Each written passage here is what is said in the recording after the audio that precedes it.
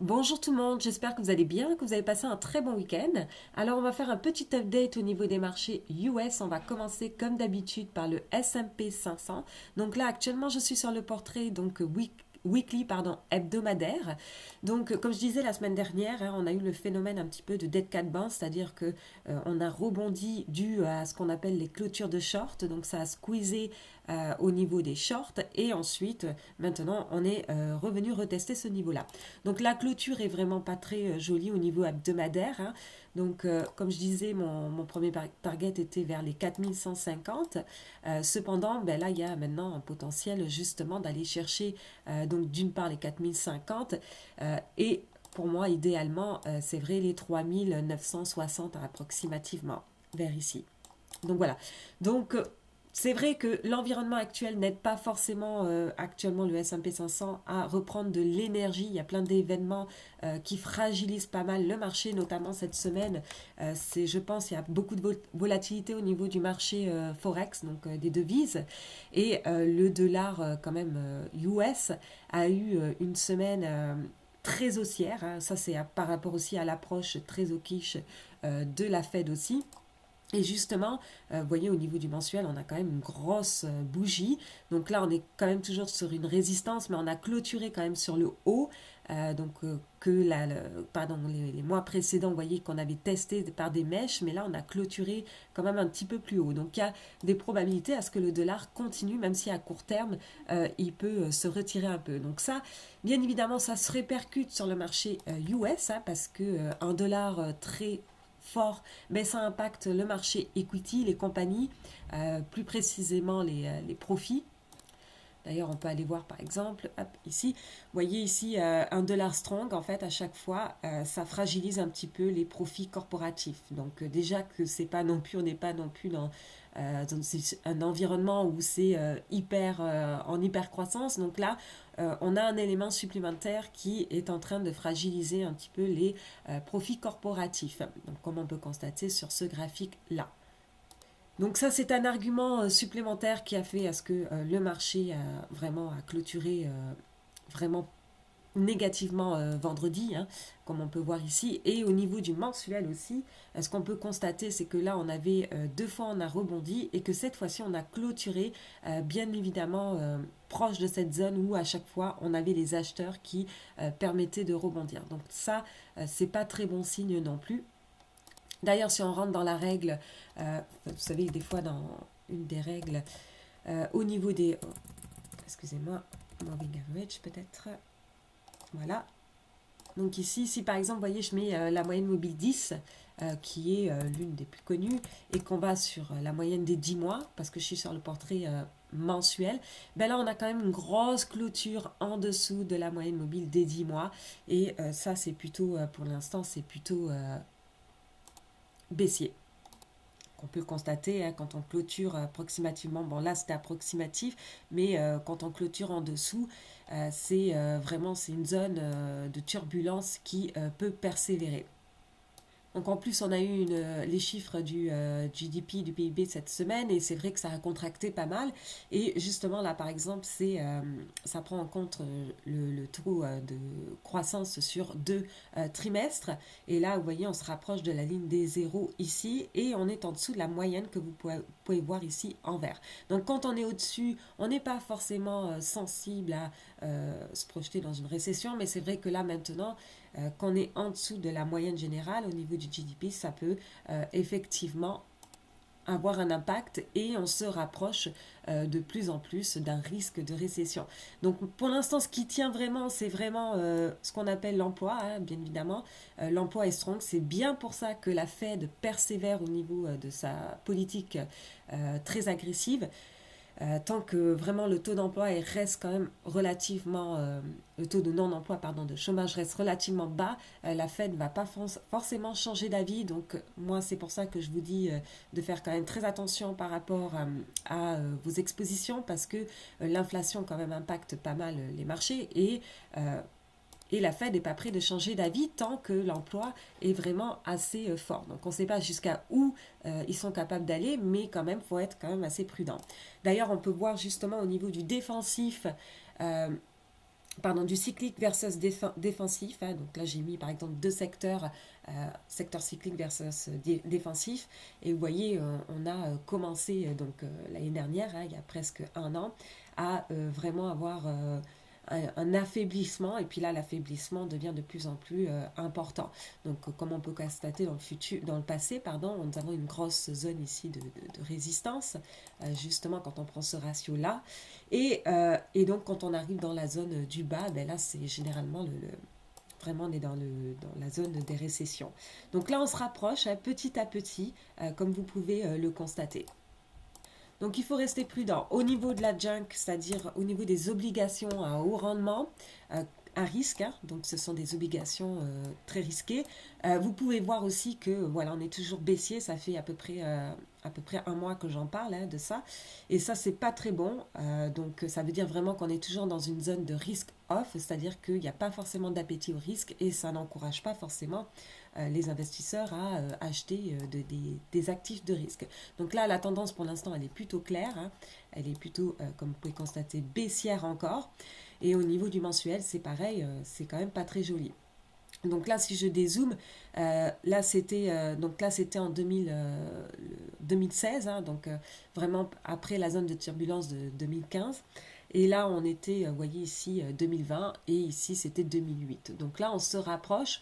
Donc là, si on arrive vers ici, c'est vraiment une zone de panique. Hein. Donc là, on n'y est pas encore, mais on peut avoir des éléments, si on a des catalyseurs supplémentaires, on peut y aller assez rapidement. Donc moi, pour l'instant, tant que justement les obligations à rendement ne me montrent pas forcément d'allègement, je trouve que c'est pas forcément très encourageant pour les marchés en général. D'ailleurs, autre élément intéressant, c'est justement le credit spread.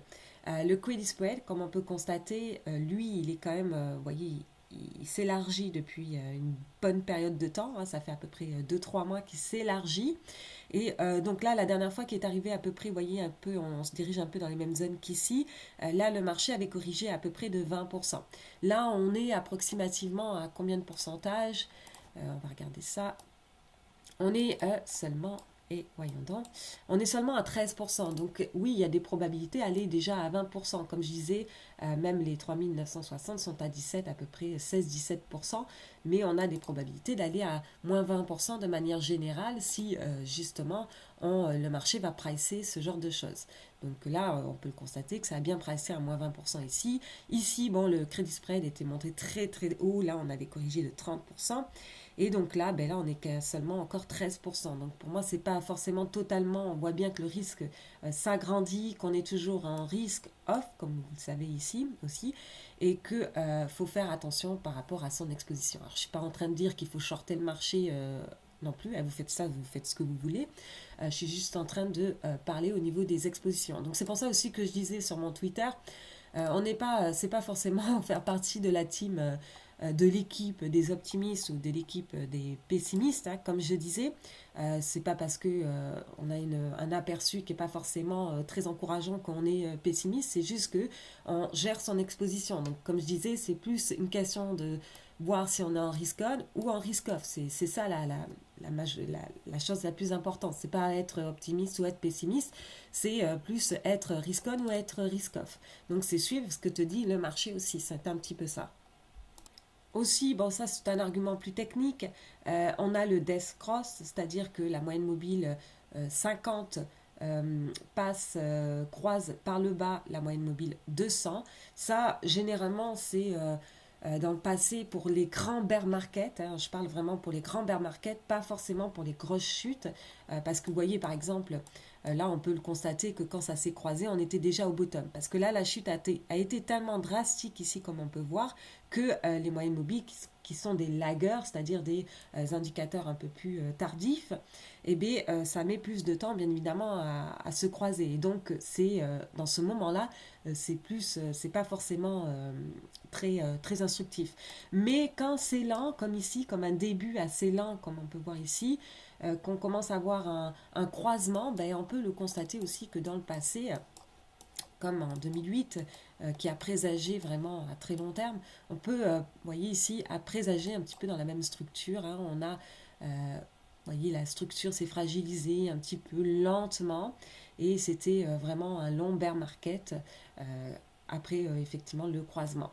Donc voilà, donc ça après, comme je disais, hein, tant qu'il n'y a pas forcément de signe de risk on, faut quand même, il y a plusieurs indications qui démontrent qu'il faut rester assez prudent sur les marchés. D'ailleurs, on peut le voir aussi, il n'y a pas forcément, vous voyez ici au niveau du buy and sell, donc achat-vente des initiés. On peut voir ici, on n'a toujours pas les initiés qui sont là. Et comme je le disais, les initiés, je ne pense pas qu'ils vont rentrer avant forcément qu'on ait... alors, oups, voilà. Voyons donc, je vais y arriver. Hop, voilà. Donc pour moi, les initiés ne vont pas forcément rentrer tant qu'on vraiment on revient pas vers cette zone ici, c'est-à-dire que ça c'est un indicateur bref, c'est-à-dire que c'est le nombre de compagnies du S&P 500 qui se trouvent encore sur la moyenne mobile 200. Et quand on se trouve vers là, on est vers les 15-10%, hein, vers la zone ici. Et là, généralement, c'est là où ils rentrent les initiés. C'est là où c'est plus encourageant pour eux de rentrer, qui trouvent que le marché en général est bien évidemment à bien pricé. Donc là, on n'y est pas, hein. Comme vous pouvez constater, on est quand même assez loin. Donc ça a plus de difficultés d'y venir parce qu'on a des secteurs qui restent encore forts, comme les secteurs, par exemple, énergie, qui restent quand même encore, vous voyez, qui tiennent encore. Donc tant que eux tiennent encore, ben, c'est vrai que peut-être que le BREF, c'est-à-dire l'indicateur, euh, ici a un peu plus de mal à baisser. Donc là, on commence à avoir un début. On peut le voir sur XLP, on peut le voir sur XLU. Tout ça, c'est des secteurs beaucoup plus défensifs. Donc là, on commence à avoir un début. Donc, le fait que là, actuellement, le BREF vraiment a été aussi une grosse baisse vendredi, c'est parce que justement, on commence à avoir un début aussi des secteurs qui étaient un peu plus défensifs, qui commencent un petit peu à se fragiliser. Donc là, quand on va voir l'entièreté, ça va être plus encourageant pour le BREF d'aller dans cette zone ici, qui est souvent plus une zone où les insiders trouvent que c'est un peu plus opportun d'acheter. Donc voilà, donc ça c'était une petite indication, je l'avais déjà démontré à quelques-uns il y a plusieurs fois, même sur mon Twitter.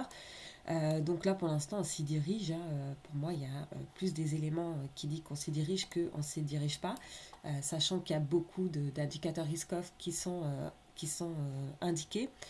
Donc voilà, il faut quand même assez être vigilant. Autre chose aussi, au niveau du cycle du VIX, parce qu'on a des cycles dominants qui sont très intéressants, ça vient de Nautilus, donc cycle 50 jours. Donc là, vous voyez, à chaque fois, il y a les pics et les throughs, c'est-à-dire les points hauts et les points bas. Et ben là, en fait, bon, on dit next peak pour aller vraiment au haut approximatif du cycle de 50 jours. À peu près, ben c'est à peu près la semaine prochaine. Donc, on ne sait pas si on va y aller. Mais voilà, la semaine prochaine, ça reste quand même encore très fragilisé. Si on rentre dans justement le cycle du 50 jours pour faire le plus haut. Alors justement, on va regarder un petit peu au niveau du VIX de quoi ça a l'air. Alors, voyons donc le VIX déjà, il est en tendance. Alors ça, avoir un VIX en tendance, il faut faire attention aussi. Hop, hop. C'est-à-dire quand je parle de tendance, c'est-à-dire qu'on a des plus bas, plus hauts. Donc ça s'appelle un VIX pour moi en tendance. Et donc, bien évidemment, là, si par exemple on casse ce niveau ici des 37 au niveau du VIX, ça risque d'être assez panic selling, hein, à ce niveau-là. Et là, vraiment, on pourrait vraiment monter vers les 50-60 au niveau du VIX. Donc là, c'est vraiment la zone de turbulence ici qui est majeure. Donc là, on peut provoquer un peu de panique, panic selling, hein, comme on dit. Et donc, effectivement, pousser mon BREF là où je veux qu'il aille pour commencer un petit peu à renforcer au niveau des positions vers ici. Alors pour ce qui est du Bitcoin, ça suit un petit peu tous les actifs de risque. Donc le Bitcoin pour l'instant, c'est vrai que je le mets un petit peu en stand-by dans le sens où les actifs risqués sont un peu plus en stand-by. Donc attendez, je vais juste faire ça. Non, on va aller sur l'autre, c'est mieux. BTC, USD. Voilà. Donc on a ce qu'on appelle, on avait un petit peu vous voyez le flag ici, le bear flag, c'est-à-dire là on baisse, on avait la grande baisse ici, plus le bear flag. Donc là, normalement ça c'est un pattern baissier de manière générale. Et là on l'a cassé, on a clôturé en dessous vendredi. Comme on peut voir la clôture hebdomadaire. Aussi, on peut constater qu'il y a aussi le croisement qui se trouve ici.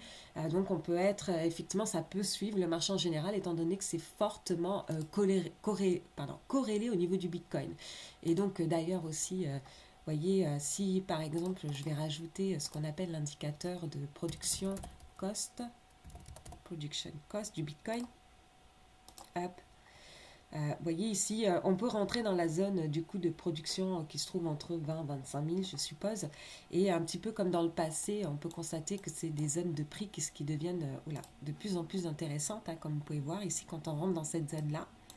Même ici, vous voyez, ce sont des zones qui sont intéressantes pour du long terme, très long terme. Donc voilà, donc là on s'y rapproche, hein, on s'y rapproche progressivement. Donc oui, effectivement, on peut retourner déjà vers les 29 000 et ensuite voir s'il y a du panic selling sur les marchés en général. Ça va effectivement provoquer un panic selling sur le Bitcoin. Mais pour l'instant, on voit bien que la structure, l'environnement actuel fragilise aussi autant le Bitcoin que les indices majeurs. Le seul vraiment secteur qui reste encore plus solide, ça reste DBC. Alors, oula, c'est quoi ça? Attendez, excusez-moi. Hop. DBC qui est le secteur des commodités, donc énergie, matières premières, enfin matières agricoles, métaux précieux, métaux industriels. Tout ça, ben oui, c'est vrai que là, pour l'instant, ça tient. Et c'est vrai que quand ça va lâcher, je pense que ça va être vraiment la dernière vague baissière sur les marchés en général. Pour l'instant, ça retient un petit peu le marché, surtout le marché du S&P 500, étant donné qu'il a le secteur énergie. Et d'ailleurs, pour ceux qui l'ont pas vu, moi j'utilise beaucoup les ratios, les relations intermarket. Donc là, j'ai mis le ratio du Nasdaq sur le S&P 500 et on a, vous voyez, un peu comme en 2000, hein, on avait un excès vraiment par rapport à la ligne ici médiane, hein, un peu. On avait un excès justement que j'avais mis sur Twitter du Nasdaq par rapport au S&P 500. Donc je suppose que le Nasdaq va sous-performer le S&P 500 encore un petit peu, notamment déjà pour aller rejoindre cette ligne ici. Alors ça ne veut pas dire que le S&P 500 va monter et que le Nasdaq va baisser. Ça se peut que les deux baissent en même temps, mais que le Nasdaq baisse plus que le S&P 500. Donc là, on peut le voir qu'on est en train de retracer et justement ces grosses poussées ici, on les retrace assez bien. Vous voyez comme ici un petit peu. Donc là, ça se peut qu'on est encore dans cette zone de retracement. C'est un petit peu aussi ce qu'on fait par rapport aux ratios, par exemple. Les ratios, les ratios ici. Voilà. Un peu comme le growth. Donc ça, c'est le ratio de tout ce qui est croissance versus value, donc titre de valeur. Et donc là, les titres de croissance avaient largement surperformé. Et donc là, on est en plein retracement des titres de croissance par rapport aux titres de valeur. Donc les titres de valeur perdent moins d'argent. Donc c'est pour ça aussi que Warren Buffett, lui, achète actuellement. C'est parce que aussi les titres de valeur perdent moins d'argent que les titres de croissance. Même si actuellement les titres de valeur baissent un petit peu, ça reste quand même pour lui opportun et de toute manière ça baissera probablement moins que les titres de valeur puisqu'actuellement on voit que les titres de croissance sont encore vraiment plus élevés actuellement que justement les titres de valeur. Donc là on peut avoir le retracement de vraiment toute la poussée qu'on a eue ici. Donc voilà, donc comme je disais, actuellement pour l'instant, les secteurs vraiment qui restent encore solides, tant que ça lâche pas, c'est encore les secteurs de commodité, c'est encore eux qui superforment actuellement. Et donc là, en fait, là, c'est aussi le secteur qui superforme un petit peu aussi en temps d'inflation actuellement, puisque c'est l'inflation, c'est les prix des commodités qui créent actuellement l'inflation, donc c'est pour ça aussi que ça reste. Donc au niveau des taux, donc là, c'est vrai que si on avait, par exemple, une autre poussée sur le pétrole, vraiment une autre poussée sur le pétrole, là, ce serait vraiment dramatique hein, dans le reste, après, sur les marchés, plus qu'une autre poussée engendre des taux encore plus hauts, et donc engendrerait, voyez, des taux, là déjà, on voit qu'on est encore reparti plus haut hein, au niveau des taux 10 ans, on voit bien qu'on est parti pour le 3%, et probablement, on n'a pas encore pricé l'ensemble des nombres de hikes, parce que si on va à 3.5, on n'a pas encore pricé le nombre de hikes pour aller à 3.5. Et donc là, si on s'y dirige, qui est signe aussi qui pourrait être aussi poussé par les commodités. Donc si les commodités continuent de monter, ça va bien évidemment faire monter les taux. Et donc le marché n'a pas encore pricé le fait que ça monte encore au-delà de 3%. Donc 3,5-4%, là, on n'a pas encore pricé ces éléments-là. Donc voilà, donc il faudrait vraiment, si on veut vraiment que la Fed agisse, qu'elle soit plus dovish, il faudrait peut-être que le pétrole baisse, que l'ensemble du secteur des commodités baisse, ce qui probablement pousserait les taux à baisser et donc la Fed à être un peu plus accommodante, mais pour l'instant ce n'est pas le cas. Donc pour l'instant le marché reste encore fragilisé. Donc voilà, c'est un petit peu tout pour aujourd'hui. Donc si vous avez aimé la vidéo, n'hésitez pas à mettre un pouce et nous on se retrouve une prochaine fois.